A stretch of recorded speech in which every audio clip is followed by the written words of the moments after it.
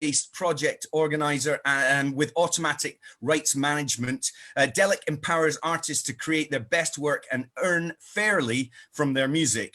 Ed, who's part of our speaker panel today, will tell you a little bit more in a minute.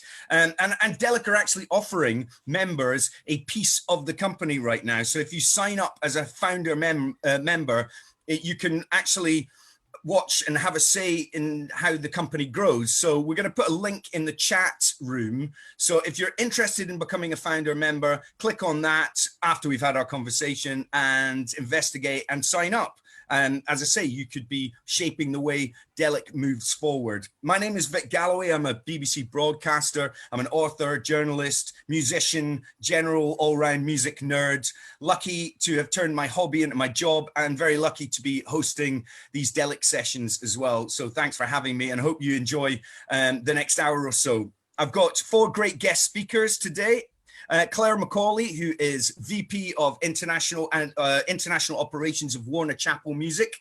Fluet, who is co-head of Media and Entertainment at Lewis Silkin LLP, Managing Director at 11, Advisory and Chair of the Ivors Academy Trust. We've also got Matt Dryhurst, who's an artist, musician, theorist, and advocate for decentralisation, which we'll talk about as a necessity for independent artists. And I've already mentioned him, Ed Stack, Creative Director at Delic. Now, Delic are also delighted to announce that Cliff and Claire are members of the advisory board now, so that's great.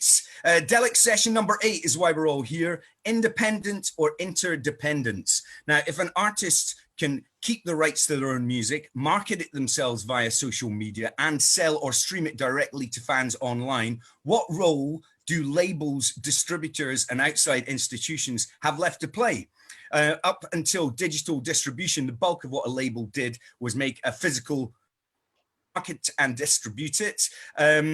Now labels have to reinvent themselves to be relevant for the future. How do they do that? Today, we're going to kind of explore the middle ground, the myths around being an independent artist, and labels as a service, what we're doing, looking and moving into the future.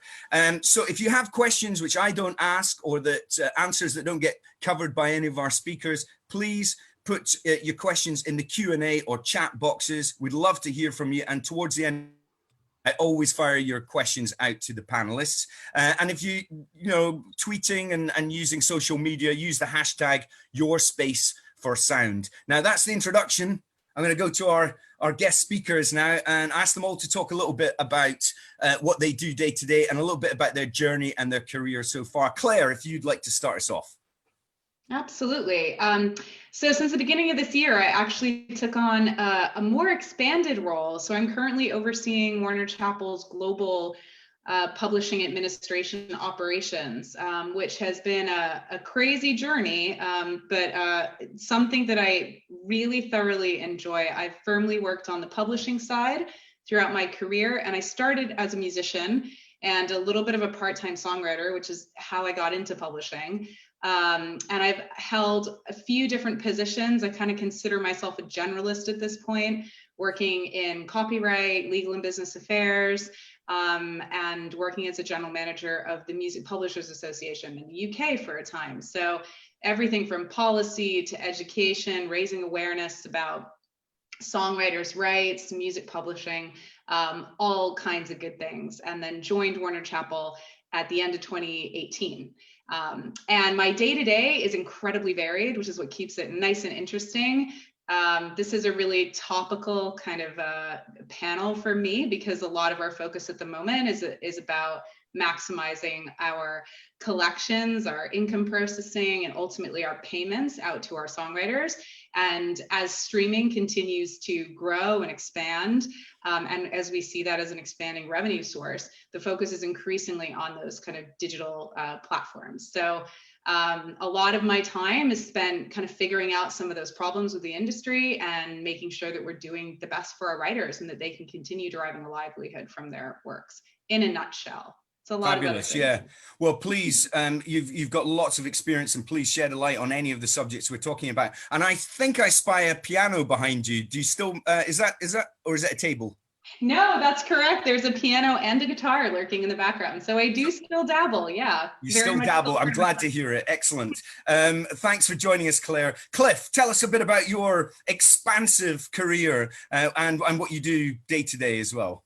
I think it's a very polite way of saying long. So I joined the music industry. It's my 25th year in the music industry. So having qualified as a real estate lawyer in the City of London, 6 months qualified, I went into the music industry. And my first job was with Warner Music in the mid-90s. So I was head of legal and business affairs for what we called the central division. So everything that wasn't the frontline label work of what was Warner Bros. And Atlantic was me. So I look after all the US artists in the UK, used to look after Sync, used to look after New Media, which was new back then. And also I got to look after all of the cool joint ventures and indie labels with things like Blanco and Negro, Rough Trade, ZTT, and all the crazy stuff. So they kept trying to promote me to do the boring stuff. And I wanted to stay and do the crazy stuff. I then did 5 years as general counsel of what's now Global Radio.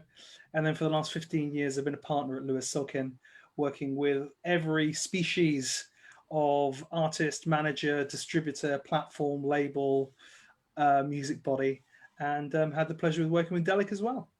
Yes, well, Claire and yourself both advised as well. I'd love to talk all about those labels you just mentioned, ZTT and so on. Fascinating stuff. If you have an anecdote, throw it in there.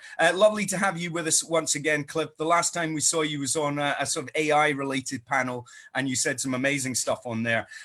Matt, tell us a little bit about what you do and how you've sort of got to this point as well. It's great to have you with us. Yeah, thanks for having me. It's kind of long. I mean, not dissimilar to Cliff in a sense. I feel like I realized this year I've been working in music for exactly half my life, which is hopefully not giving too much away about my age. I started working in independent music. I've basically been touring and or working in some capacity in independent music since I was 18. Mm-hmm. I started out working at Southern Records, who some may be familiar with. It's a very old institution now, but for many it was kind of considered one of the kind of the labels in independent music history, right? Crass set it up. I was just going to say Crass, yeah, exactly. Discord, and lots of my favorites, to be honest. Yeah, exactly. So it was a bit of a crash course in kind of how would you say, like, ideologically driven music infrastructure. Since then, I mean, more recently, at the moment, I'm working on a record with my wife, so we're signed to 4AD, and we tour and make records. Perhaps what's most distinctive about what we do is that we like to kind of make a lot of the tools that we make music with. So, for example, we've been working a lot on machine learning for the past couple of years. So that's something, Cliff, I'd love to chat to you about, actually. Otherwise, I teach a class at NYU's Clive Davis Institute of Recorded Music. The basic idea being to give students some fluency in topics such as machine learning or decentralized publishing systems, etc. And then, more recently during the pandemic, I started a podcast, which is, I'm still unsure how I feel about that, called Interdependence. And the whole idea there is to speak to people who I believe are shaping 21st century culture, as opposed to, still picking through the debris of the 20th century. I'm also quite active on Twitter, which sadly is probably how most people know me. Right. Okay. Again, a sort of portfolio of different jobs that you do and expertise that you have. So great to have you with us, Matt. And for everyone who's just joined us, this is Delic session number 8. Independent or Interdependence. They gave me a really hard title to say over and over again during this session. Thanks for coming along. If you've got a question that you want to pose to any of our panelists, our speakers, please pop them in the Q&A box or the chat box at the bottom, and we'll get to them throughout the discussion and specifically at the end. Delic is the reason we're here, and the creative director at Delic is Ed Stack, who's looking fabulous with his hair and beard. And he's going to tell us all about what he does and how he got to this point, and not talk about his hair.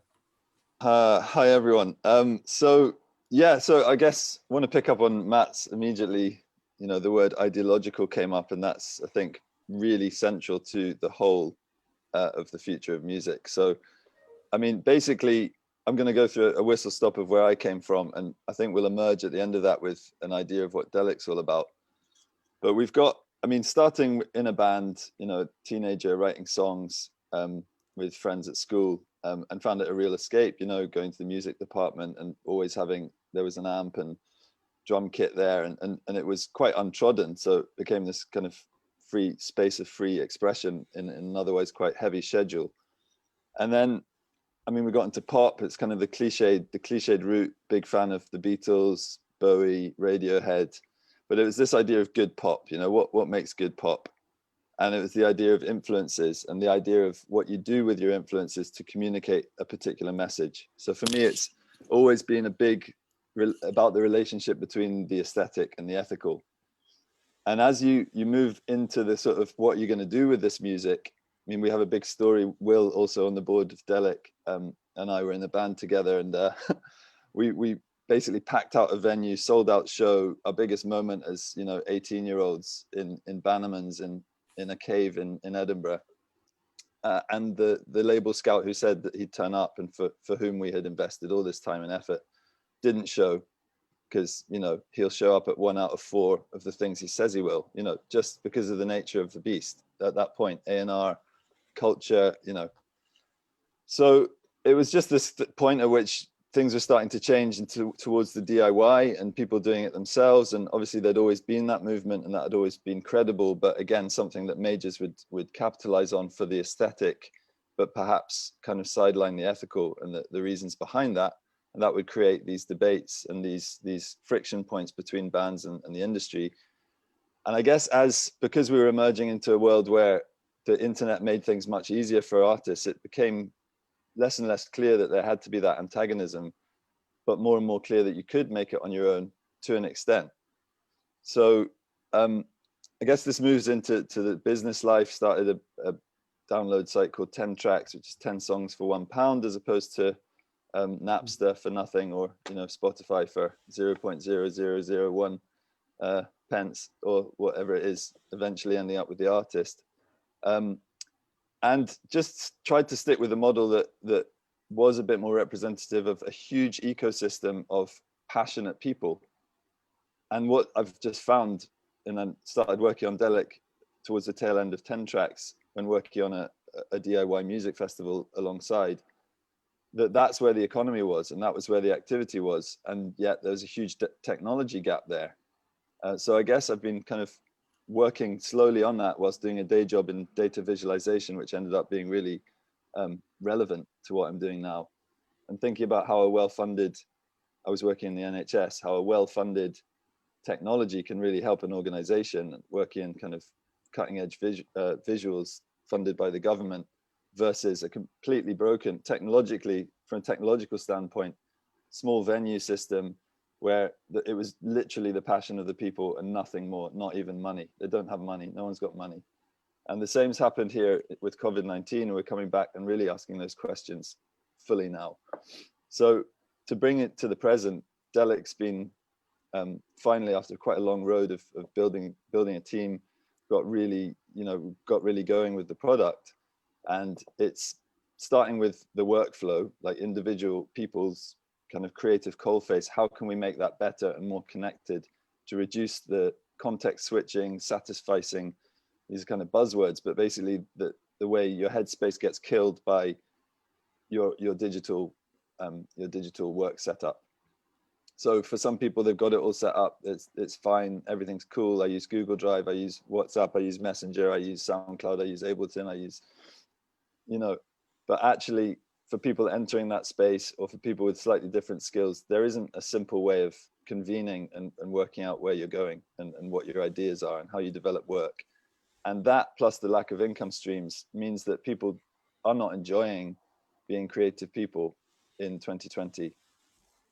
So Delic really, I mean, it comes along at quite a good time. And we're really, I think all of us, pretty frustrated that we are right at the start of our journey at a point where a mature product would have been perfect for lockdown.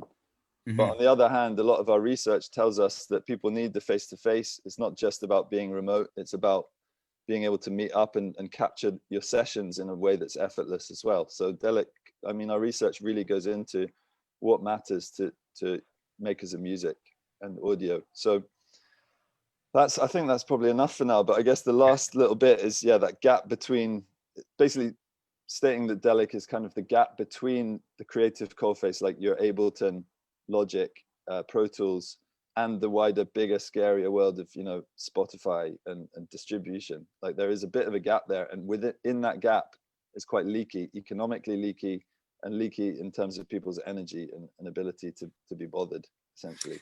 Well, it's a fascinating project, and I know everyone here is excited about it, and lots of people watching as well. Ed, obviously, as and when we're talking about things, say how Delic can, you know, improve a situation. But first, I just want to start with the old label model very briefly.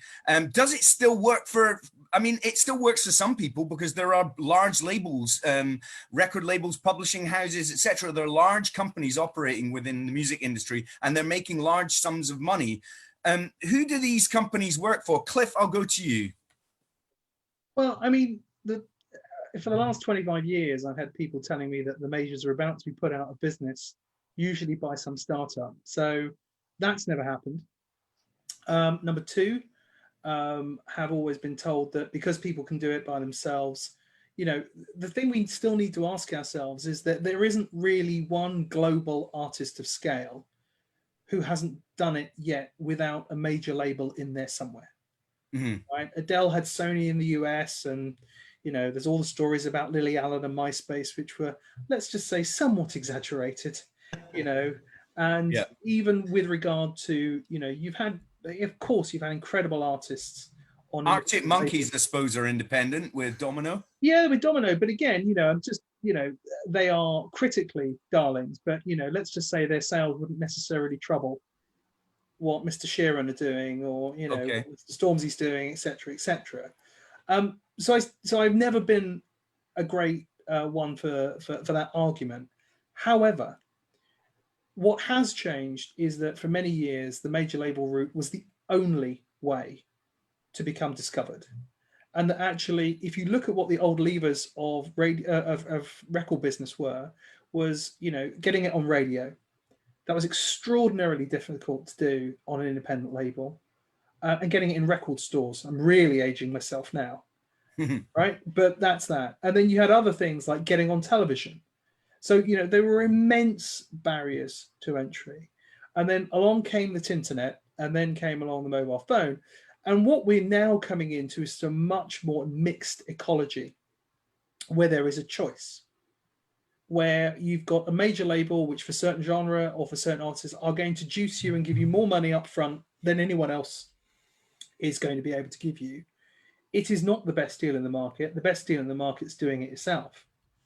But that's very, very difficult. And also doing it oneself is also not as easy as everyone thinks. You know, I walked into the offices of ATC Management 2008, just after In Rainbows was announced. And I walked in and there were squadrons of people stuffing envelopes. I mean, there were literally probably about 60 people. And one of the managers went, "That's do it yourself." You know, that's the irony, is you're not doing it yourself. There's an army of people around you. There'd be pluggers, and they use their old plugger from Parlophone, Kevin McCabe. You know, you've got in relation to the publisher, which for a very long time was Warner Chappell. I was on radio at the time, and I got In Rainbows sent to me as I would have had any other Parlophone distributed radio.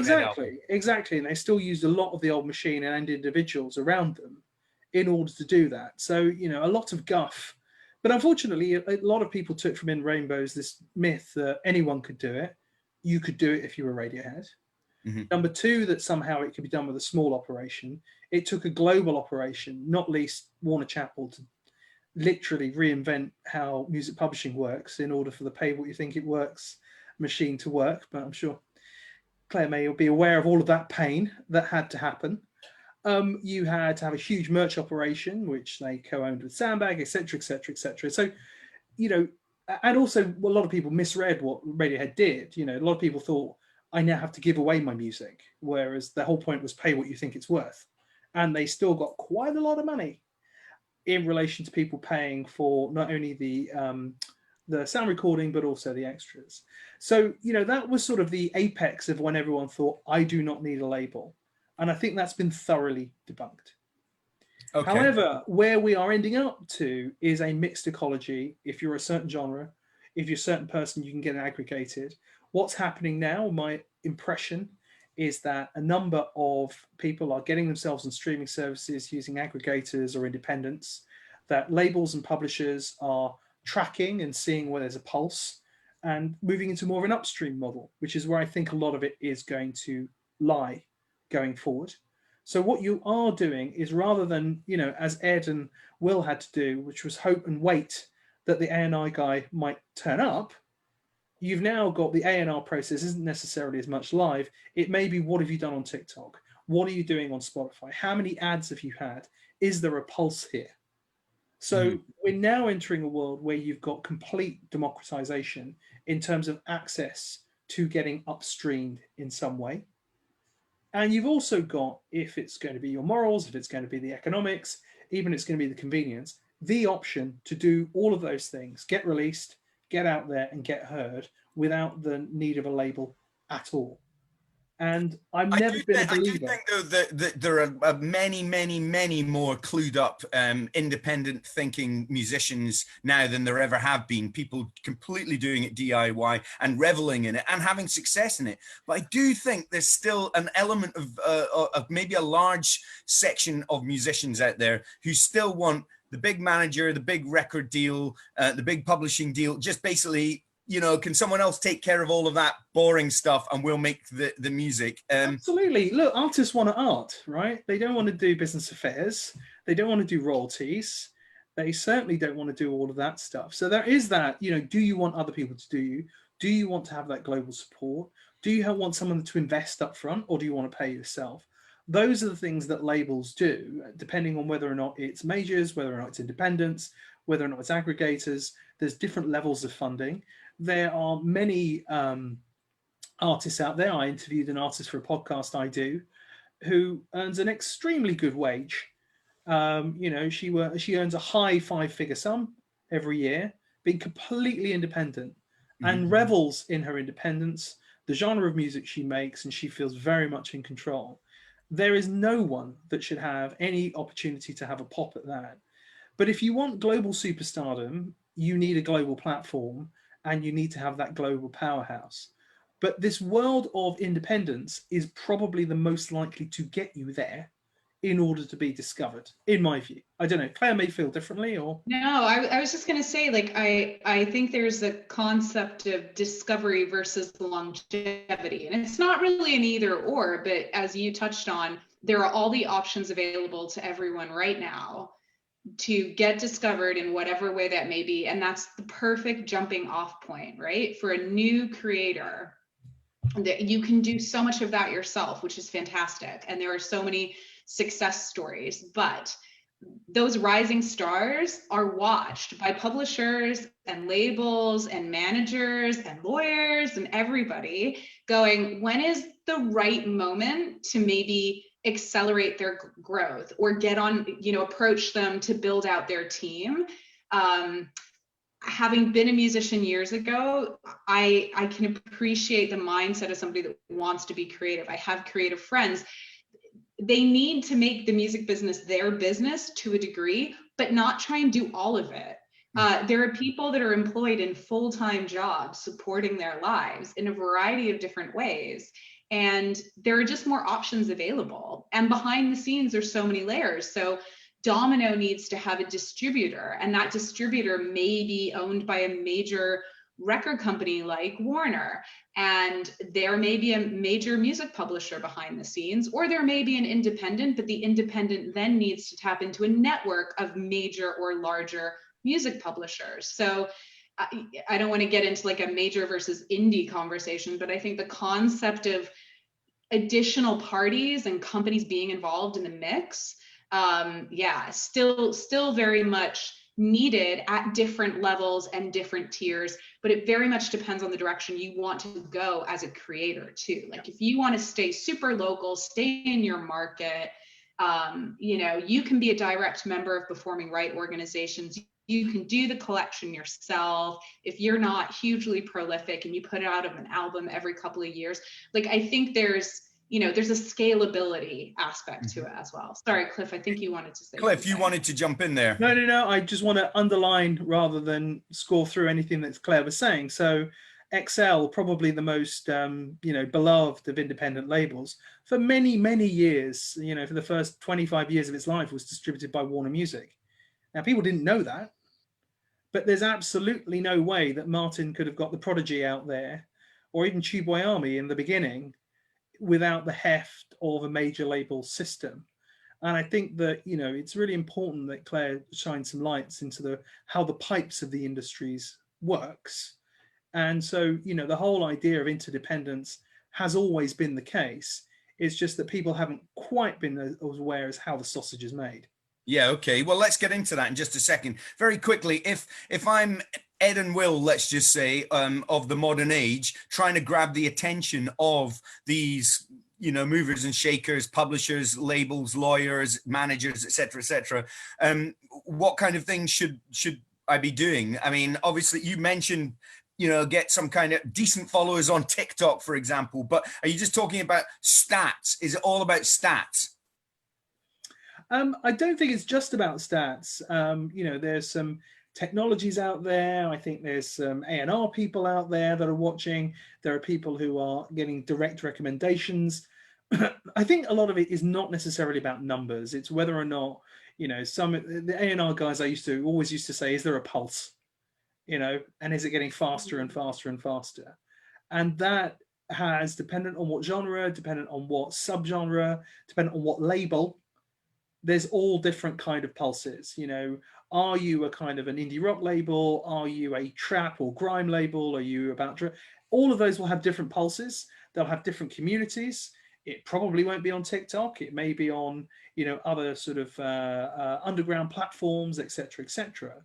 But in truth, what it means is that there's a much wider auditorium in the original definition of the word, where your stuff can get heard.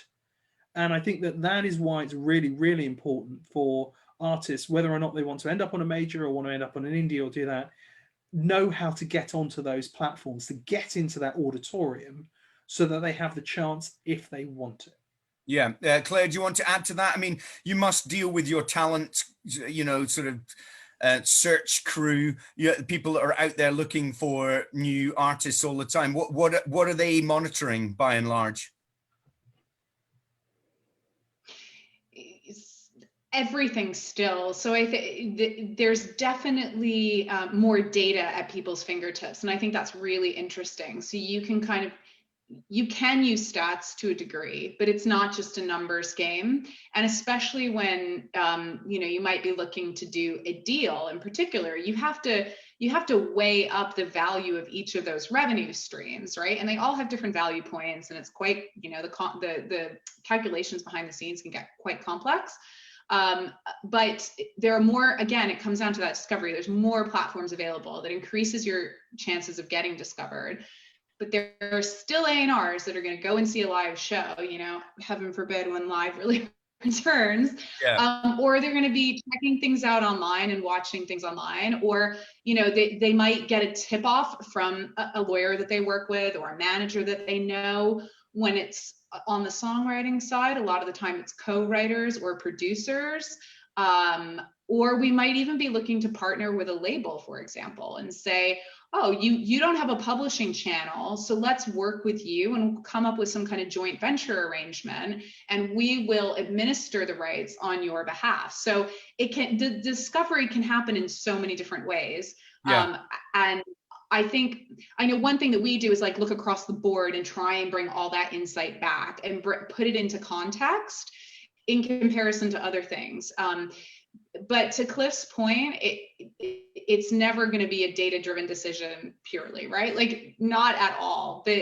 There's got to be this kind of connection and belief in the music. It's not a sterile environment in the slightest. I hope so. I hope so. I just sometimes get the feeling that the sort of the top end, the big money music business is just looking at how many followers people have got. And yeah, I kind of quite like the music. That'll do it. The music will do, but look how many fans they've got already. Matt, I think it can be a red herring. I honestly think it can be a bit of a red herring, because like there is still so much development that goes into developing an artist or developing a writer. Like our office in Nashville is filled with writer rooms. So there's writers that go into the building every day, and we've had remote writing camps, which has been amazing. Like, you know, that's what our A&R people are hearing the sounds literally as they walk through the building, and they can connect with the writers one-on-one. So they're discovering things in real time. It's not it's not just like, oh, there's 100 million streams here or there, and we're going to make our decision purely based on that. well, let's look at alternatives then. But Matt, bringing you into the conversation here, your experience of working with labels must be a completely different one. If you know, having worked at Southern and so on, you'll have seen the machinations of you know, punk labels, DIY electronic labels, and so on and so on. I mean, have they worked, you know, in similar ways or in completely different ways from the sort of more major model? It's a good question. I mean, to speak to a few of the points that were made, I actually really like that Cliff made the point that, you know, most artists that reach some kind of level are still going through a fairly traditional route. I often make a similar point when thinking about, you know, these kind of the carrot and stick approach of offering people all of these tools. You know, you don't see Kendrick Lamar online all the time, you know, encouraging people to follow his songs or whatever, and the world is all the more better for it, right? There is this kind of a horrible mythology, I think, that as someone mentioned, you know, once you know how the sausage is made, there's always a story, right? Like nothing is there for no reason. And in fact, one of the things that occurs to me, and when I deal with students, I still think the fastest path to get to where you want to go is fairly traditional in the sense of, you know, join a scene. If I know of anything of the last, you know, 10 years, I mean, I'm someone who's gainfully employed making music and barely spends any time trying to promote myself online. Of the innovations or things that have sprung up to influence music over the last 10 years, I can name maybe 7 to 10 global scenes that you could literally turn up to, put your coat on and go and visit, hopefully in 6 months, where pretty much all of that stuff came from, right? So when on the one hand, we can have conversations about, you know, jumping on TikTok and attempting to wow people with how popular you might be for a very, very small moment. But generally speaking, I've actually been shocked that since, you know, the advent of the ubiquitous internet, how few you know, purely online things have emerged that don't have some genesis in the center of London around fashion and art students, or the center of Berlin around clubbers. You know, there's not very many things that have emerged actually since the advent of the ubiquitous internet. And of course, what we also see here is, you know, what we're describing now instead is the offsetting of costs from majors and large labels who hold a monopoly share and a monopoly stake in a certain type of exposure, as Cliff was mentioning, and a placing of those costs onto artists, right?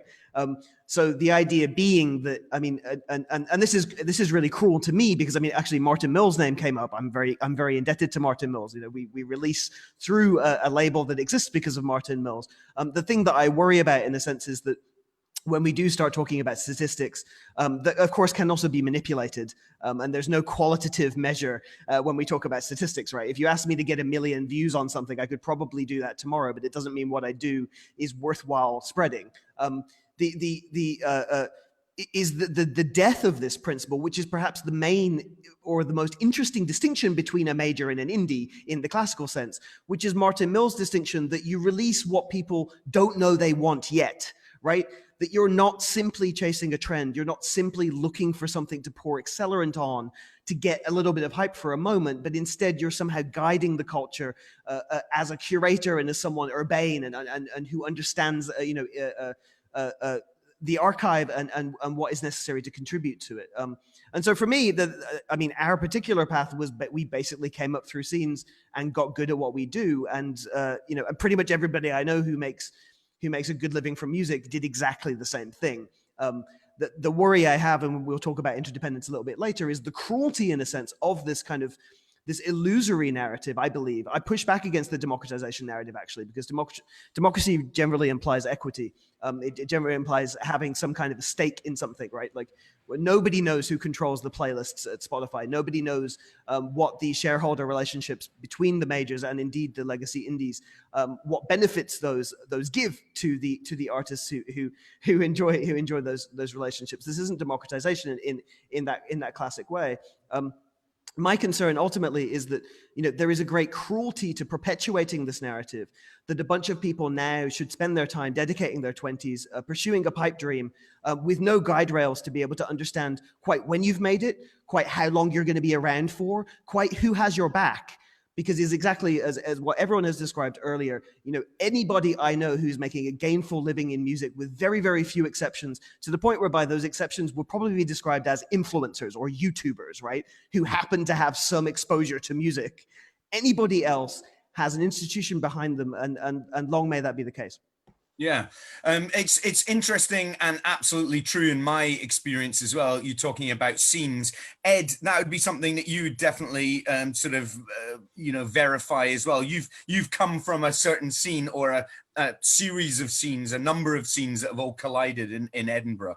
Yeah, absolutely. I mean, I guess I'm really interested by the discussion so far, for almost because I've just made a list here, and I think the scene aspect will come into it, but the scene itself, Edinburgh specifically, and Glasgow again, it has a better reputation in some senses, but Edinburgh specifically railed against the term scene itself. I mean, even the scenius of Brian Eno's already kind of out there as regards the major labels of back in the 70s, 80s, Eno, etc., were kind of questioning that with the idea of scenius and how something emerges. But I think some DIY guys in Edinburgh went one step further and said, don't make a scene, because the scene is tainted by its own aesthetic problems. So it gets really sensitive. I mean, but we're talking small enclaves here, and that goes to the point that I'm about to make. So I've written down here, major, not stats-based, scene, not stats-based, right? So you've got these two things that, as Claire's saying, they're not stats-based. Actually, they're like, the major label might start to capitalize and to optimize the artist's chances through the marketing levers, etc. There's still something non-stats based about the way that these things are selected. I can come back to that. The scene is non-stats based in that it emerges from an aesthetic and ethical drivers that, again, goes to what Matt was talking about curators, and actually the fact that the principles of the archive are the only thing that make the archive exist in the first place. So we need to be really careful when the archive gets to a certain level. Is it corrupted by the business model? The Beatles went on to vinyl, and obviously the business model was selling the vinyl, as our CEO John talks about, that the business was selling vinyl, and the music was the sugar coating on the top, until people realize the value of the music is the thing that's being sold. So anyway, so the third section here, which is I think where I'm really concerned about, but also there's huge opportunity, is the tech. So you've got major non-stats, scene non-stats, tech is stats-based. Mm-hmm. So tech is all secondary, and it all capitalizes off what came before it. So if you do not have a way of rewarding and monetizing the origin, the start of the process, and making that easier, and rewarding people for making the internet a beautiful place, instead of saying, oh, these are large files, sorry, you've got no way of collaborating on those. Oh, Google Docs, yeah, fine. Everyone in office is totally cool. But the thing that makes the internet a worthwhile place to be, whether that's Netflix or Spotify or iTunes, is because of the people who do this work. And it's harder, and it takes longer, literally, for a file to upload, etc. And people have to sit there while it does that. And thinking about that process and going, these people deserve a bit more attention, essentially. So circling back, I guess, don't want to, I can talk, so I won't talk too much longer. But one thing that I sort of stuck really out from me when I was reading was Malcolm Gladwell's Blink. And he's got a whole chapter on is it Kendo? It was an artist that everyone in A&R, like major A&R, independent A&R, were raving about this artist who had everything that the best artists have. Political elements, really interesting experimental aspects to the tunes, all that kind of stuff. And then when it went out to the major labels, slightly more market-based, it's like, all right, well, this is our audience, so he doesn't quite fit into what our audience wants. So no, sorry, he's not signed.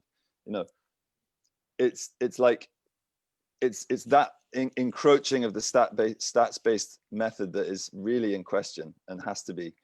And at a certain point, it's useful, but it needs to be the right way around. And I suppose that's where we're missing out in that gap. And that's why I think Delic could be really, really useful as a way of kind of capturing that, the IP, you know, and the work, not just the workflow, but also the IP of all that granular workflow from, you know, grabbing a coffee for the band next door to like uploading a bass line or a drum part. Like the fact that some of that could actually be factored into how decisions are made about the splits around the work, and at the right point, you know. That's all quite exciting. Let's maybe get back to IP towards the end, I think. And initially, I think just someone mentioned, I can't remember, I think it was maybe Claire said earlier on, building a team. That is the phrase that I use, everyone uses, you hear constantly, building the team. Now, what constitutes the team? And that's kind of what I want to know now. I mean, everyone has an idea of who they want in their team, but maybe just Cliff, starting with you again. You're a budding artist and you're building the team. What elements do you want to put in your team?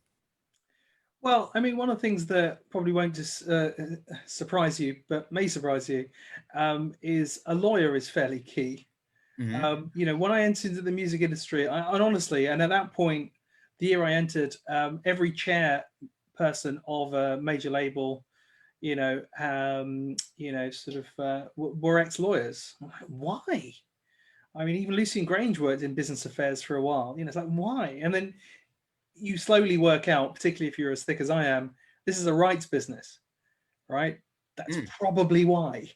And also, you know, the lawyer is going to be the one who makes sure that your deal with your manager works. The lawyer is going to be the one that makes sure your first deal with an aggregator doesn't mean that you're giving away rights exclusively or that you can't pull out of them. They're going to be a core part. So that tends to be a key member. Sadly, the Brits do have a very strange view of lawyers, which is like going to the dentist. In America, people are very proud of their lawyers. They lawyer up at any moment. And they lawyer up first. But oh dear, I don't want to use a lawyer. Oh, that's bad news. Anyway, so sometimes the lawyers have to get their shovels out and sort of clean stuff out. A manager is a really, really important relationship. The manager, you know, for people who say that 360 deals aren't allowed, well, the manager is the ultimate 360 deal, and they don't get paid unless you get paid. Mm-hmm. And, you know, the stories of, you know, Stuart Camp, you know, allowing Ed Sheeran to sleep on his couch for months are all true, you know, and drive him around. And, you know, some of the acts I know where they've been there with the bands from the beginning.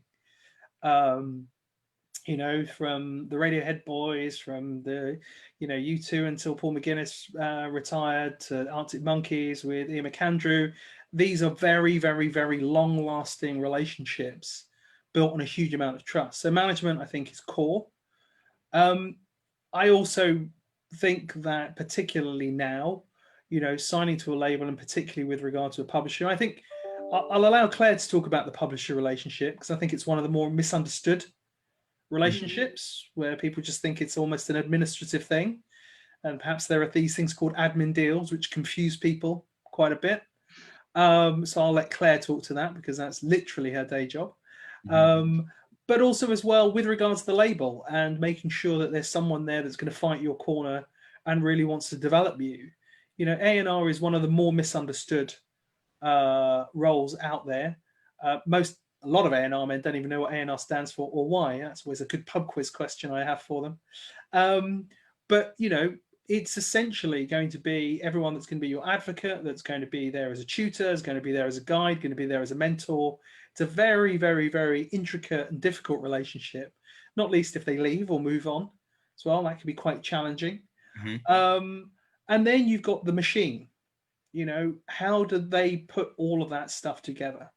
And that is distributor, that is label, that is publishing, that is collections, that's international collections. Who's going to look after your neighboring rights?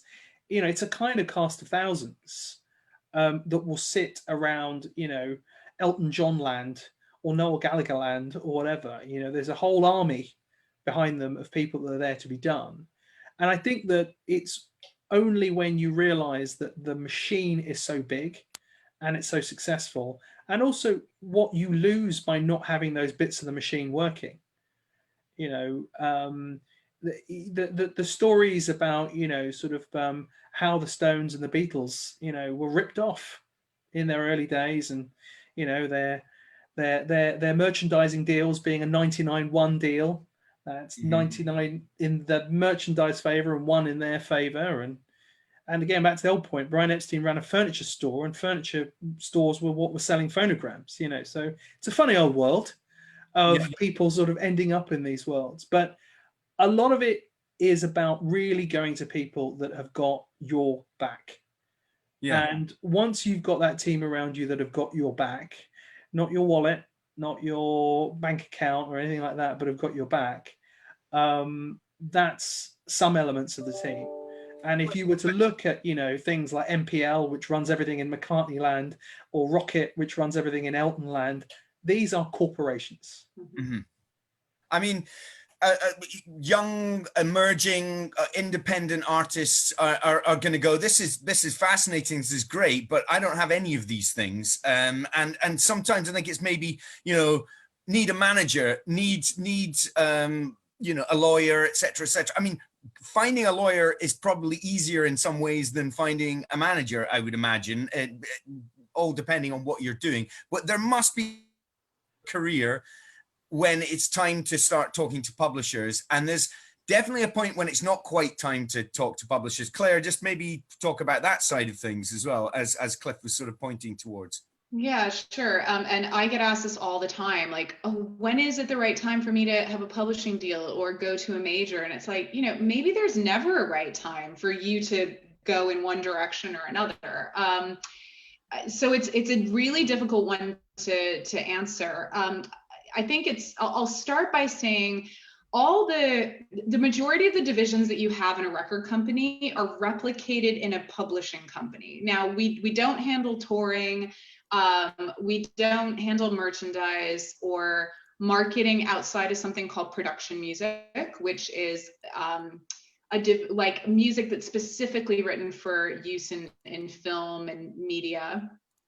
So outside of that, there's not those like traditional elements usually, but we do have like a licensing team, a synchronization team, we have legal teams, we have all the teams that are part of my division. So administering your rights and your intellectual property, making sure that your income is collected and accounted on time. You've got the finance division. We have A&R, which stands for Artists and Repertoire, in case anybody is wondering. It is a good pub question. I was going to be rude earlier on. I was going to be far ruder than that, but thanks for clearing that up. Yeah, sorry. And it's interesting because you do have, like, you have A&R on the record side, and you have A&R on the publishing side, and they're not necessarily looking for the same things because, you know, songwriters are often the unsung heroes, as we say, right? Like Elton John's long-term writing partner is Bernie Taupin, and not everybody knows that, but they're a partnership and they've written together for many, many, many years. So, you know, you've got this superstar in Elton, but you have someone else as well writing the music. And sometimes many of the writers that we have are pure songwriters. So they're writing music for other people, for artists.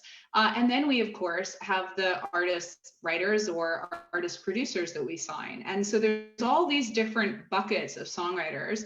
And the teams that are kind of on the front line finding and signing talent, which is what A&R does. I mean, it's a lot more than that as well, but that is one of their roles.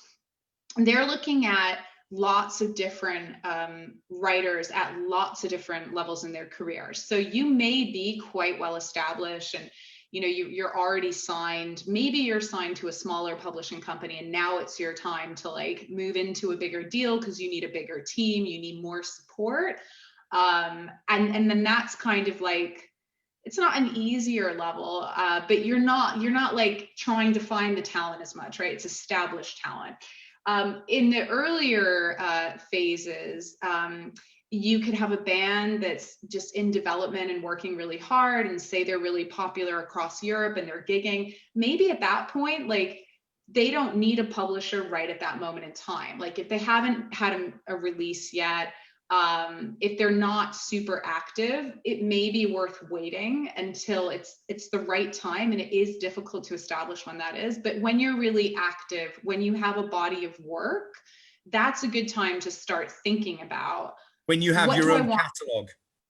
Totally. And like, what do I want from my publisher? Because publishers often offer lots of different deals. So they may do something very straightforward and say, it's just administration. It's just administration of the rights. And so the terms of those deals can be more favorable from a songwriter perspective, but it does mean that the publisher may not be providing all the services that they would for another type of deal, like an exclusive songwriter deal, which is much more involved. There's lots of different deals. There's lots of different approaches by different publishers. So I'm speaking very generally. Yeah.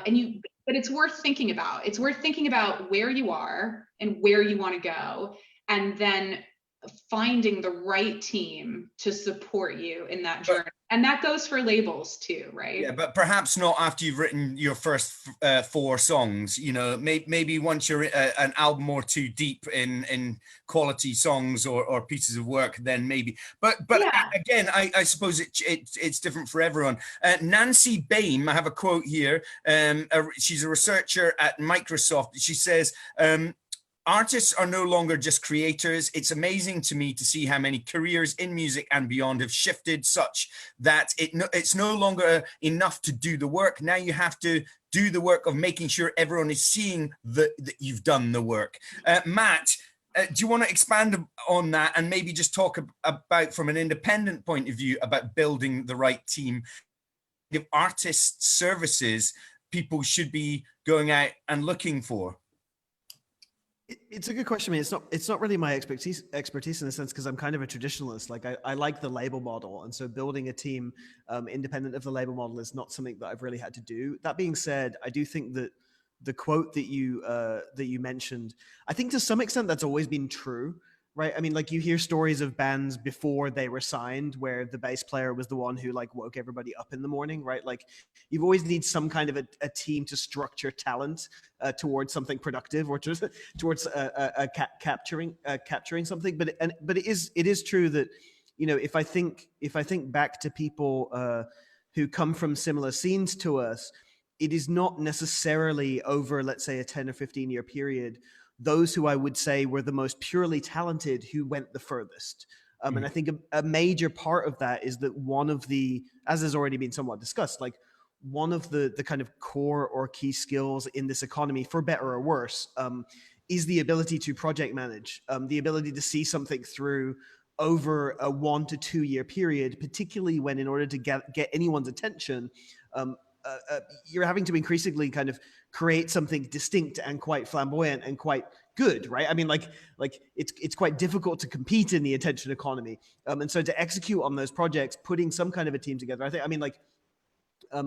but executing on projects that are bigger than just, you know, exporting something from Ableton is a significant task, and I've definitely seen that those who maybe in a different life would have been really good people working in the advertising industry or some other production capacity, those artists do tend to, over the marathon of a career, seem to end up further along in the process than those who simply just focus on the music. Now, I think that that's actually a great shame, but in terms of putting in terms of offering advice to people who for living in the world as is currently, I think that level of organization is crucial. Yeah. So project management, as well as having a sort of sense of, I suppose, entrepreneurialism, I can't even say it, but you know what I'm trying to say. Yeah, you know, business acumen and drive. You need to be a project manager. You need to be able to think about studio costs if you need them, if you're not recording everything at home, mastering costs, manufacturing if you're doing physical product, you know, DVDs, CDs, cassettes, underpants, mugs, merchandising, etc., vinyl even. You've got to think about, you know, talking to publishers, or perhaps talking to the publisher that you already have. You have to talk to your sync agent if you have that person in your team as well. So, Ed, tell us how Delic works with all of this, because to me, one of, if not the main, you know, premise behind Delic is the fact that it's an expert for project managing. It's the point of it, really, is that it's the umbrella machine for project managing. Am I right? I guess so, yeah. I mean, having said that, I think it's really what I was dying to say during whilst Claire was speaking, and Matt as well, is this idea of, again, the scene is so vital to this, and this is why Delic is structured in a way that's fairly neutral, and we're working quite hard to make sure that you don't put a name on what you do too early, because you really want to be able to get together as creators first and foremost. That's where, okay, so let's say a scene is seen as some kind of organism, like the people involved love it anyway, and then their skills emerge over time. So you suddenly find 5 years, 10 years later that your friend is making a living as a photographer. They started as a band member, but then they started moving into that area and just more interested by that, but only interested because their other friends were musicians and the other friend was a filmmaker. So the roles emerge, and what I think is needed is simply that sort of place where you can keep track of your stuff and what other people are doing. And really it's trying to do that and trying to sort of connect into that scene without moving it too far, because like as Claire says, there's a point at which it makes sense, but even then it's got to be a relationship of trust. And the relationship of trust, usually with industry people or the person in your scene who's become that manager, because they've become that good project manager or what have you, they need a certain amount of reliability from you, but you need a certain amount of creative realization from them. And that really does still emerge from a community of, you know, initially of enthusiasts. So yeah, so anyway, but in terms of Delic, yeah, so we will kind of lock in your contribution without you sort of having to fill out some kind of legal contract about the stem that you just provided to your project. It's more like, okay, it's here, so it's safe now. Like my bass part is now safe. It's not going to get lost in Google Drive. It's not going to get lost on my hard drive. It's there where other people in my team can see it. And we can, at the moment anyway, which is quite nice. I like the fact we're starting this way. You know, I can upload a track and the mixing engineer, if they're in the project, can add themselves because they mixed that track and I did the composition. Cool. Or I can add them as the mixing engineer. It's really flexible. And then it's a sort of support for a conversation at the moment. And we're already talking about, but still very much researching, how does that spit out at the end? You know, what could that be? Could that be a way of getting your label copy out at the end? Could that be a way of agreeing your splits? That sort of thing. But yeah, I was going to say, I mean, if let's just say an artist or a band or group of collaborators are using Delic and they have some kind of deal, whether it be a publishing deal, a record deal, whatever, just distribution, maybe they're using labeled services via Cobalt or whatever. Is the idea behind Delic so that the members of that team can all kind of have a window on the project that's happening. So perhaps as it's being made, or perhaps nearer to completion, people who are involved in working it, as it were, can also see the splits and what's gone into it and who's made what and how it should, you know, the genesis through to the end of the project. Is that kind of what? Yeah. What so I get yes. I mean, yes is the answer to that, but I think not yes, but yes, and it's the big word in our design sessions. You know, yes, and the process itself becomes a touch point for things like social media without you having to constantly think up a new, what am I going to post on social media now? It's like people could maybe keep in touch with the project as it develops, whether that's your team members or your social network, but it's working towards something that ends up being the project it was meant to be, as opposed to going in the direction of, oh, how does this look on TikTok? You know, so it's like it's trying to integrate all of the outside world as it is now, but try and put the creator more in the driving seat. Okay. I think that's probably a good enough summary. But the release management side, we're really excited about the idea, for example, of outputting your work in the formats that it's needed for AWOL, say, or The Orchard, or Bandcamp, you know, just making things easy as regards other services. And we're talking to a lot of services, and it's going, lots of positive responses. So yeah. Well, it sounds ideal, especially as someone that makes music in a collaborative situation and currently remotely. It sounds ideal, you know, from a creative point of view. And if you can integrate it with Bandcamp, let's just say, and digital distributors, I mean, it's a dream. Let's move on to Interdependence, which I almost couldn't say, but now can. Matt, tell us about. Well, tell us a little bit about your podcast and what you discuss with that. And then let's talk about some of, as far as I know, your kind of expertise. DAO. I want to know about DAOs, and I want to know about the ownership economy. So tell us a bit about Interdependence. Yeah, so I mean, so basically, this has been, it's actually quite a lot to get into, but my basic premise that I'd started talking about quite a few years ago is that, you know, in a sense, the traditional distinction of independence doesn't really mean very much in the 21st century economy, right? In fact, like, independence is something that's kind of imposed on you by organizations, right? So you think about the gig economy of Uber, you know, the selling point of that is that you get to, you know, make your own schedule. The difficult part of that is you don't get healthcare, right? And there's no long-term assurances. So in a sense, one of the arguments is that coming from an independent musical background, I have a lot of romantic association with the idea of independence, this idea that, you know, you might be able to do what you want or represent something special in the world that pushes against the status quo, etc.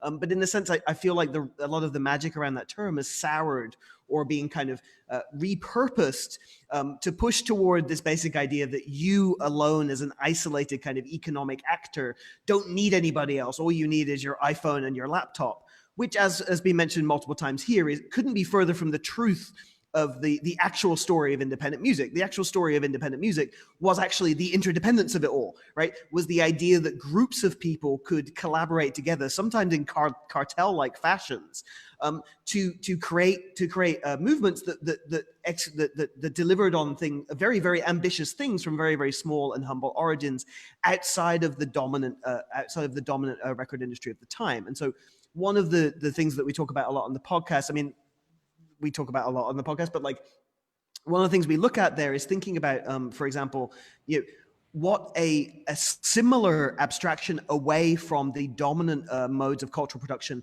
would look like today, right? So what would it look like to become independent from this legacy of independent music, right? What would it mean to taking the reality of the streaming platforms, for example, this imposition and this very, very fixed understanding of what economic relationships or interactions around music should look like? What would be a significant enough deviation from that idea to, you know, live up to the abstraction that happened in the 70s and the 80s, right? And so the term that we use is interdependence, because fundamentally we understand, having built a career in music and having seen many other people, that a lot of people contribute to that. That, you know, and that in actuality, that strong foundations, particularly ones that can support themselves, in fact, allow for independent artists to become, you know, to express their independence more fully, right? Because one of the concerns that I have with the current platform economy, right, is that independence doesn't mean very much when fundamentally you end up having to, like, it's almost like the more isolated you become, the more you end up having to pander to a particular narrative, right?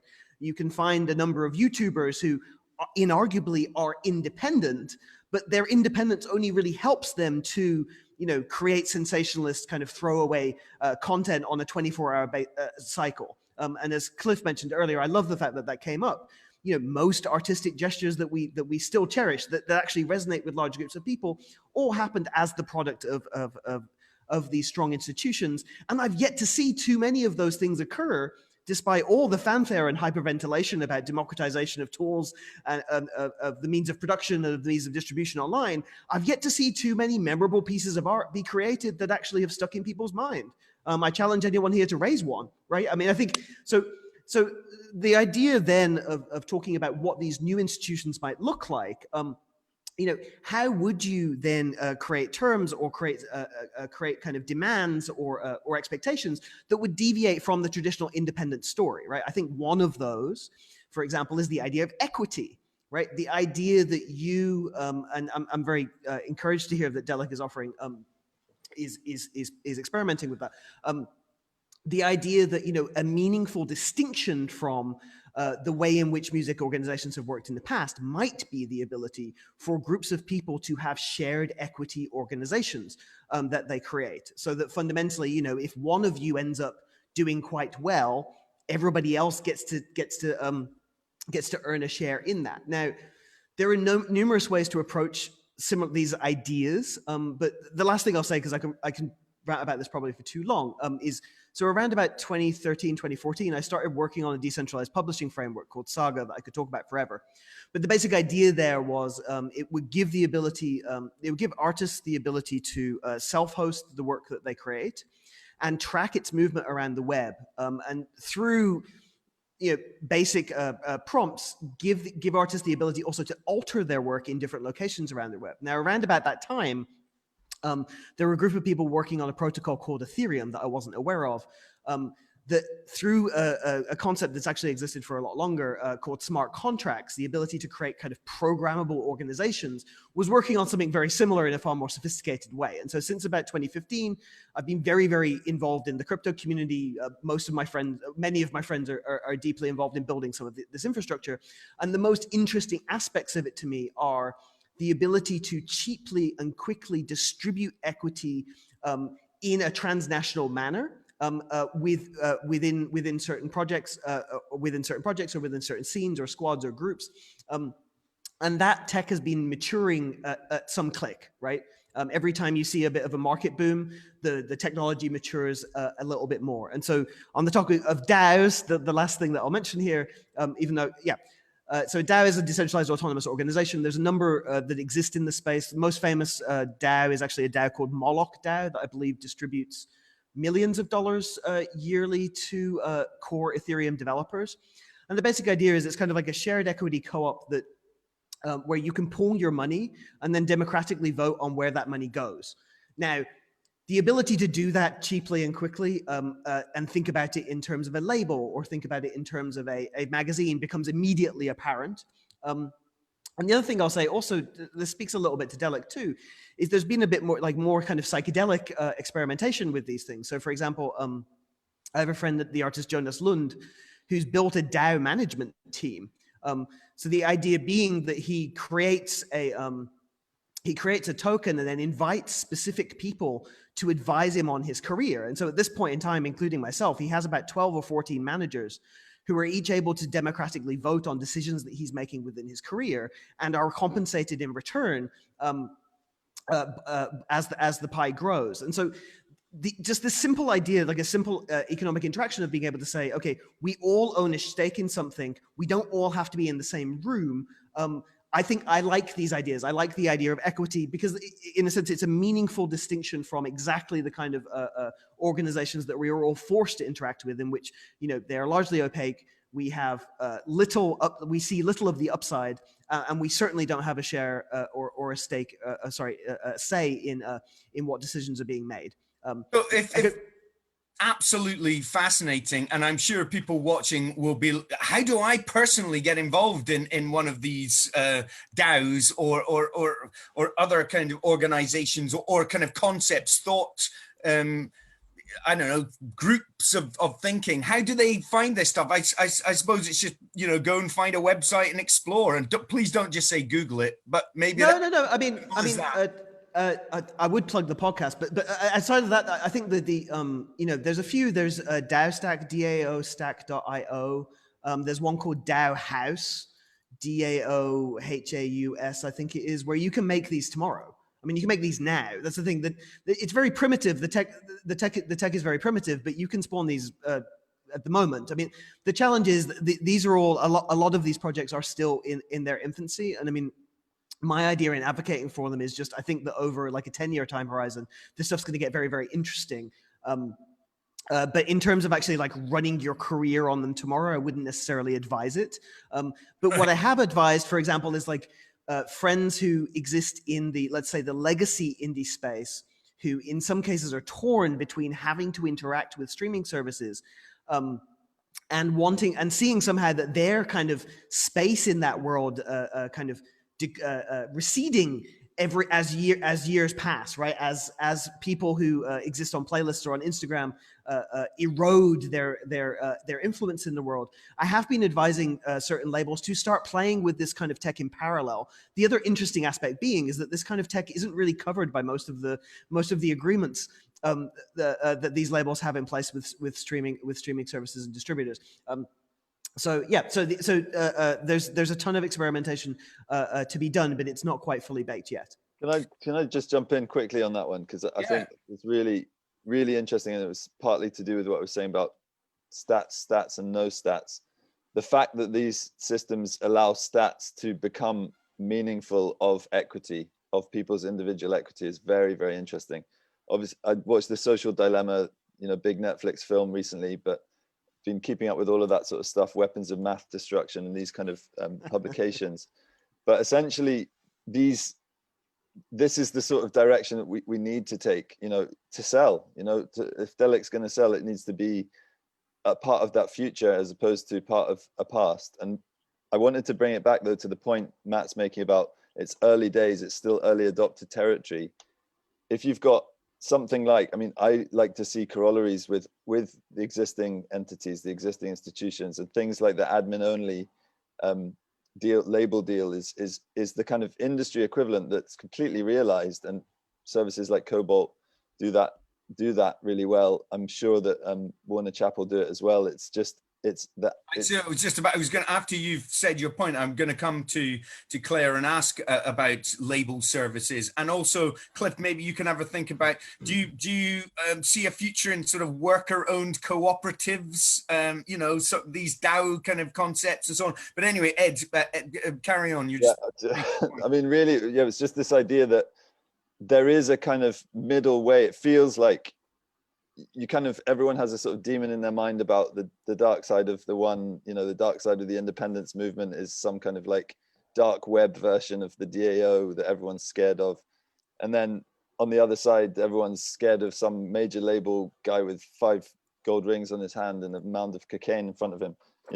It's for everyone else that sort of fantasy is looking at the light side and ultimately more realistic side, that the people involved in a particular industry are actually trying to make their industry good and to be a good place to live, and looking at the problem, which is clearly relating wider societal problems of the ownership of data and the buy-in of people into their own personal data, their own lives online. And if we can just address that, that's going to be a positive way forward. Yeah. We'll get in the Q&A box in just a minute, but just a couple of ender points. Claire, just like we're talking about, sort of artist services, and Cobalt's been brought up a couple of times. Do Warner Chappell do things like that, or are they interested in moving into that area? Yeah, just to differentiate like Warner Chappell from the label side, we do have distribution channels. So it's like a menu list of options really, for what you might want to be doing. If you're on the publishing side, then like I said, there's different deal structures that do exist. And then on the label side as well, you could have a distribution deal only. And that's becoming like quite popular. The Cobalt offering of like label services that involves, again, like a different type of menu, and there's different things that might be available. With all these things, though, I think it comes back to the, Cliff's original point of like there being options that are available to people. And one thing that we haven't really said, and I apologize if it's trite, is just the sort of like DIY approach. And we were talking earlier about like, how do you build the team around you? And, when is it right to do these different things? And like, how do you find those people? And sometimes I think in music, we forget about like the organic nature of creating. Like, a lot of people find their manager because it's their friend. We're in a band, we're in college, And my friend totally believes in me. And so they're going to work on my behalf and do whatever it takes. And they're just going to be super driven because they believe in what I'm doing. And I think we kind of didn't talk about that, like the very, very early stages. And I always say this to kind of any budding creator. It's like, look around you. Like, who are the people around you that are going to support you, that you really trust, that are going to open those doors for you, that are going to get on the phone to Lewis Silkin and hopefully get a line to Cliff, or his colleagues, or whoever it may be, and like help you make those opportunities.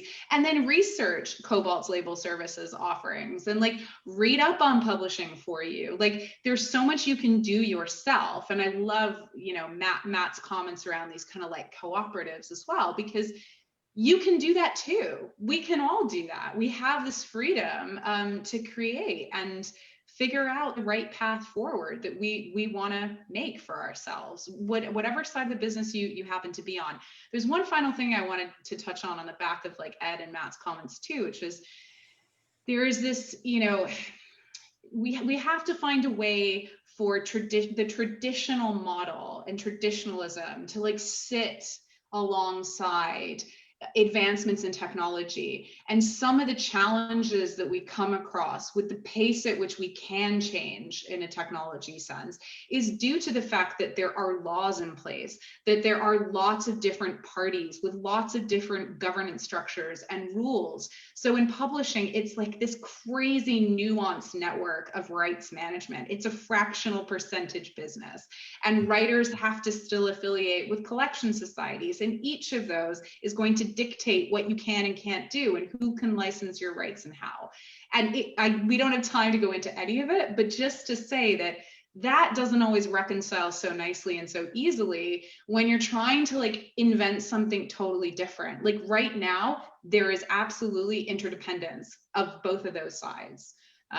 Sorry, I was thinking it the whole time you guys were talking, and I was like, I love innovation. And Cliff, what is your take on this, and the kind of like your take on interdependence? I suppose we're living in a world which is completely interdependent, but do you see the benefits in these kind of worker cooperatives and so on? Yeah, I mean, a lot of the time, I've advised a few, I've set a few up. There's a lot of people, and again, in and around the distributed ledger world that get very, very, there's a sort of almost evangelical zeal around it. And then at the end of the day, you'll see that they're selling a token. I'm not talking about Matt's, so there's a lot of shit coin out there as well. I have no tokens to sell. You see, and that's the way it should be. I absolutely do believe that distributed ledger technology, DAO, smart contracts are going to be a part of the solution for a number of the challenges that are facing the industry. So that can everything from the double spend issue of metadata and registries that Claire has to try and navigate, the provenance of information that's put out there, tracking assets, and then ultimately, and again, it's the subject of a DCMS inquiry at this very time, which is what is a fair deal for artists. And I think that's going to be a very interesting debate to settle on. The lens has shifted somewhat from what do the services pay to, okay, if Spotify pays a lot of money and I'm an artist and I only get a bit of money, it's probably worth looking at the gap, not at what Spotify is looking at. So I think that we're going to see some real differences with regard to the models. Independents and have always had a different kind of deal. Aggregators have a very, very different type of deal. Crowdfunding platforms, where I know a number of creators are very sustainable, have another deal as well. So I think that what we do need to have is just more knowledge, really, that these options are out there. And, there are usurious independent contracts, see one where it's 50-50 of profit. Well, you ain't never going to get paid.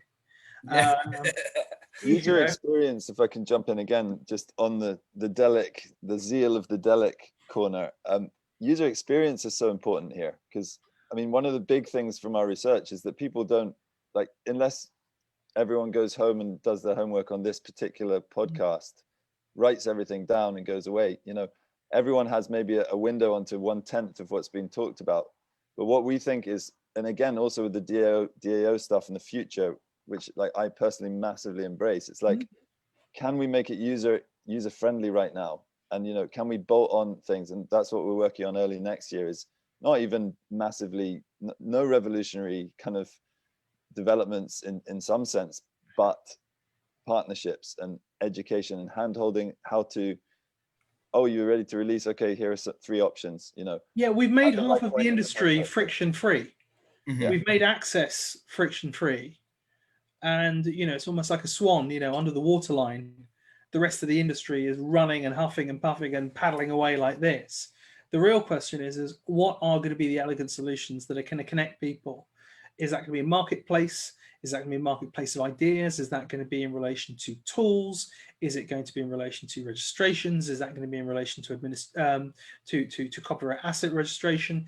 I suspect it's going to be all of the above. Yeah. And I think that's the opportunity, making it as friction-free as possible. It's never going to be easy. It's never going to be guaranteed. And, you know, there are certain things that aren't going to be hand-waved away, like copyright. You know, a lot of people in the blockchain world just say, oh, blockchain's come along, there'll be no more copyright. Yeah, right. They said that about the internet. More though, I mean, it's an immutable record of where things went at any well, time. no, absolutely right. It's a lawyer's dream, yeah. Yeah, absolutely, and ensures that essentially that we can build trust into the process rather than actually have to try and reverse engineer it and nail it on with bits of paper.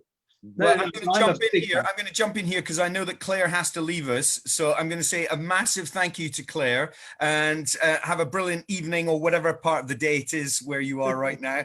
Thank you so much for your pearls of wisdom and shedding a light on so many different bits and bobs. It's a vast subject, as it always is on a Delic session. But we say goodbye to you just now, Claire. Thank you very much. And the other 3 of you, if we can rattle through some of the questions in the Q&A. Thank you, Thanks, guys. Claire. Thanks Nice so to much. meet you. And I just have to hop to a meeting that's been prearranged, so I'm so sorry. I'd love to stay for the Q&A, but great conversation. Wish I could stay part of it. Thank you, Vic. Not at all. It's lovely to have you. See you Take soon, care. Claire. Bye. Yeah, I realize we've gone over our allotted time, so let's get through some of these questions. Some of them maybe specifically for Claire, of course, now that she's left, but here we go. Angel Rose says, why is this business site mainly on the young and not the more seasoned? As you get older, your music gets better and more original, so your attention should be respected more. What's your thoughts on that, Matt? I agree with you. I actually think that that older artists are often neglected, and it's a great shame. I think particularly one of the projects. Now, this is maybe repurposing this question for my own purposes, but one project that I've been working on quite keenly is the idea of attempting to distribute DJ fees back to the people who made the music. And one of the great challenges there is that often many people who are now entering their 60s, who contributed so much to the world and who, in a sense, we all kind of dance or create in the shadow of, are really cut out of many revenue streams. I think it's a great shame. I was tweeting the other day about Qawwali, or the great kind of like Sufi a tradition in which performers understand themselves as part of a deep lineage, and there's also kind of interesting models. The value and money is transacted intergenerationally in many old and deep kind of musical traditions, and I wish we would do the same. So I agree with you. My ears are open to somebody over the age of 40. Good, I'm glad. Me too. I make music, I'm in my 40s, and I'm not going to stop making music when I'm in my 50s or 60s either. So Angel, I mean, Cliff, Ed, I would imagine you feel pretty similar to Matt and myself. Yeah, definitely. But I think things are changing. I think that as what we're seeing is a bit of a kind of a catch up with regard to digital consumption. I myself have worked on the launch of a brand new jazz channel and a streaming service for jazz. We're seeing it in relation to other communities of passion building around. The thing about that consumer base is they have more money. and you know, and the cultural iconography of the young is always going to be, you know, sort of the preserver for the pop label, as it were. But you know, if you see in relation to catalog sales, if you look in relation to the, well, what was sadly until earlier this year easily one of the more profitable elements of the world was live. And it would be superstar tours, and it would be shows, and it would be boxes and meet and greets and things that, you know, the young couldn't afford. So I think things are changing. And then let's not also forget that the biggest song on TikTok was Dreams by Fleetwood Mac. Yeah. And Sleaford mods are older than me, and they're getting popular. So there you go. Let's move on to another one. Nick Sadler's just very quickly said, "What is Matt's podcast? Be keen to check it out." Give it a quick plug, Matt. Oh yeah, it's called Interdependence. If you go to interdependence.fm, you can stream the free versions. We do charge people for the full versions though, but there's plenty on there. You've got to make a coin or two. So there you have it, Nick. Interdependence, the name of this chat, or half of it. Philip Richard Dawson has a question here. What steps can an indie artist take now to avoid burnout while trying to do everything themselves in the future? I mean, that's a good question, but I'm not sure there's a to it. Ed, do you want to tackle that one? Yeah. So yeah. Okay. Hi. Philip, we've talked on user experience interviews before, and it's a really good question. I mean, essentially, I think we've covered a lot today in terms of this kind of the support group through the scene and the support group through you know, a career in music in terms of publishing and the next steps. But I know Philip's position is kind of as a band leader, so.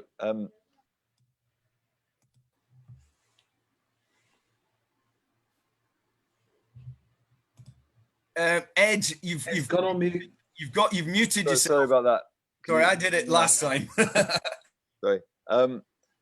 Yeah, so I think it's a really good question, almost rhetorical. I mean, you will reach burnout. I mean, part of what Delic's aimed at doing is to reduce some of that fatigue. I mean, it is very challenging at times, especially right now, when your whole live income is gone and you've been told by, you know, the streaming services that that's the way to make money.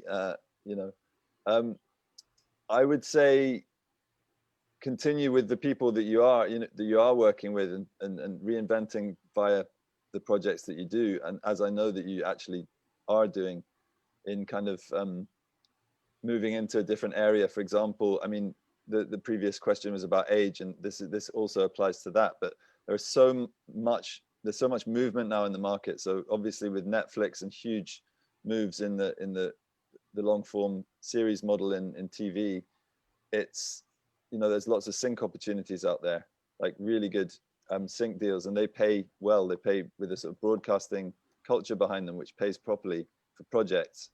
And then obviously I think Philip's working on something that's more to do with kind of meditation, music that assists meditation and therapy.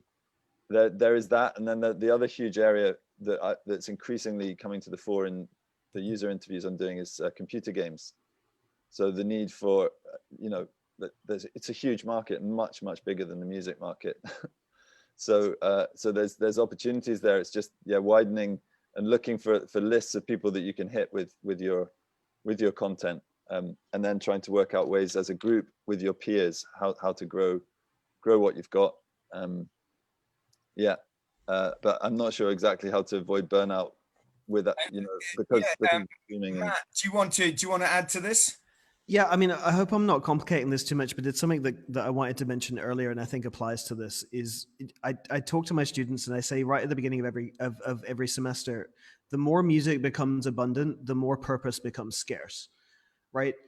Like, and actually, one of the most difficult things I think in, you know, the attention economy and and just going online and seeing that a gajillion people are doing a gajillion things, and next week there's a new opportunity and that existed last week, is actually the ability to center yourself and say, what do I stand for? What do I want to execute?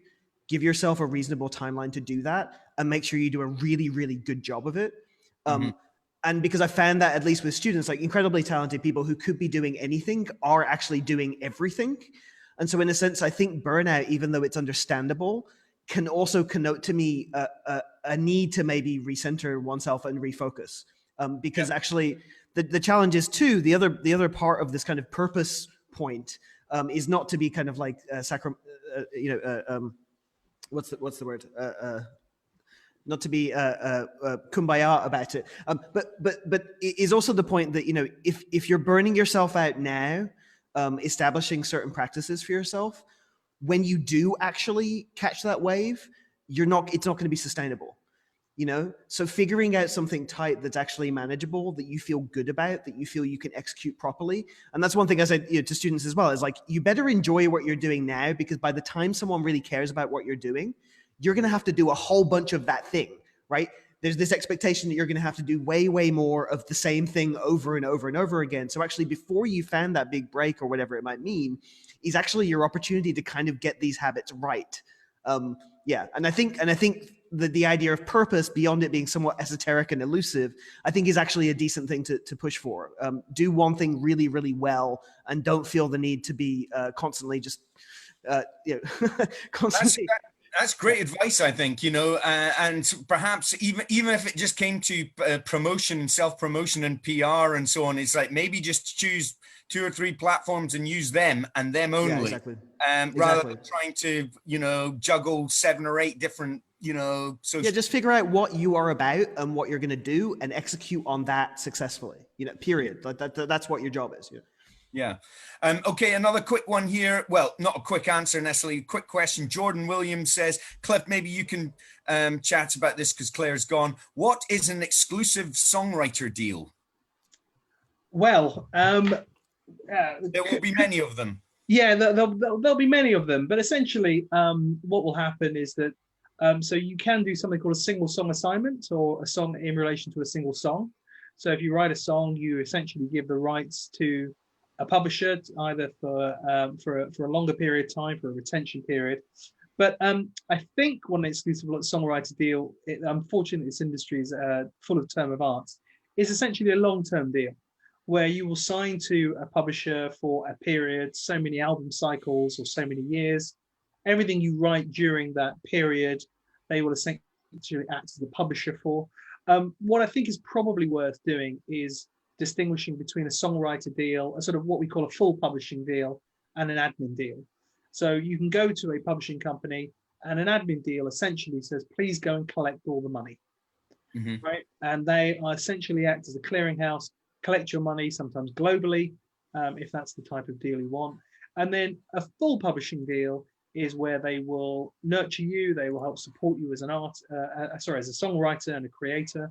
And what they'll also do is look for placements of your songs in adverts, and what we call syncs and synchronizations, and genuinely try and get people to record your work or work with co-writes. So there really comes down to that sort of, how long do you want that relationship to last, and how deep do you want it to go? There are financial implications, you know, essentially the full publishing deal can be sort of 70-30, maybe 80-20 if you're a big artist. And traditionally, pure collections will be 90-10, sometimes 95-10. There are people out there that will do it. Okay. But I would just also be wary of the fact that none of these rights should be treated, you know, sort of lightly. There are a bunch of people who say, oh, it's fine, I've got a label. It doesn't matter who the publisher is. It really does matter who the publisher is. Yeah. You know, it's hard work, and you want someone who's going to do it and be incentivized to do that. Okay. Well, fascinating answers. We have a few more questions, but unfortunately, I think we have to wrap up because it is now, we've been talking for about over an hour and a half. It's, again, a massive topic that we could have gone into minute detail on any sort of part of it, but hopefully we've inspired people watching. We've answered some of your questions. We've given you some kind of food for thought. I'd like to say a massive thank you to all my guest speakers, Ed from Delic, obviously, Cliff, Matt, and Claire, who left us earlier on. I'm just going to reiterate what I said right at the beginning, which is Delic are offering members a piece of the company right now. So if you sign up as a founder member, you can have your say in how the company develops and what Ed actually does over the next couple of years or so. So please go to delic.network. And also, if you have any specific questions that you'd like to ask Delic or anyone that's been talking on the panel, you can email hello@delic.network. And if you're using your space for sound. I'm Vic Galloway. I'd like to say thank you very much for watching and asking questions. Sorry we didn't get to all of you, but it's been a pleasure. Thank you very much, Cliff, Ed, Matt, Claire. Goodbye. Bye. Bye. Bye. Cheers. Thanks, everyone. Cheers, everyone. Nice to meet you all. Cheers. You too. Great. Till soon.